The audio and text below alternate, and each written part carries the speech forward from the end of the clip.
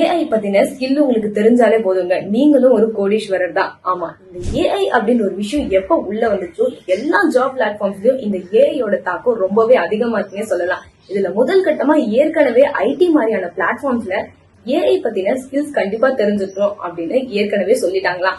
இந்த நிலையில தான் மெட்டாவோட சிஇஓ மார்க் ஜக்கர்பர்க் அப்படின்றவரு ஏஐ பத்தின ஸ்கில்ஸ் கம்ப்ளீட்டா யாருக்கு தெரிஞ்சிருக்கோ என்ன காண்டாக்ட் பண்ணுங்க அப்படின்னு சொல்லியிருக்காராம். அது மட்டும் இல்லாம அவங்களுக்கு 850 கோடி வரைக்கும் சம்பளம் தரதா அவர் ஒரு ஷாக்கான இன்ஃபர்மேஷன் சொல்லியிருக்காராம். இந்த சைனால இருக்கவங்களுக்கு மட்டும் எப்படித்தான் இந்த மாதிரியான டிஃப்ரெண்டா யோசனை வருதுன்னே தெரியலங்க. எல்லாருக்குமே தெரிஞ்ச ஒரு விஷயம் தான், சைனா கொரியா மாதிரியான நாட்டுல ஸ்கின் கேருக்கு அவங்க எவ்வளவு இம்பார்ட்டன்ஸ் கொடுக்குறாங்க அப்படின்னு.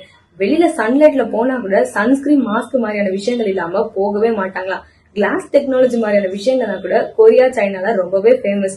இந்த நிலையில தான் சைனால இருக்கக்கூடிய பெண்கள் பண்ண ஒரு விஷயம் சோசியல் மீடியால பயங்கர ட்ரெண்ட்ல போயிட்டு இருக்குங்க. நேச்சுரலாவும் ஃப்ரீயாவும் கிடைக்குது அப்படின்றதுக்காக தாமரை பூவோட இலைய மாஸ்கா மாத்தி போட்டிருக்காங்களாம். இத பார்த்து அங்க இருக்க ஆண்களே கூட பெரிய சைஸ் கோசும் பைக் ஓட்டிட்டு போற மாதிரி இருக்கு அப்படின்னும், இதனால நிறைய ரோட் ஆக்சிடென்ட் நடக்கும் அப்படின்னும் கமெண்ட் பண்ணிருக்காங்களாம். இத பத்தி உங்களோட கருத்தை நீங்களும் மென்ஷன் பண்ணுங்க.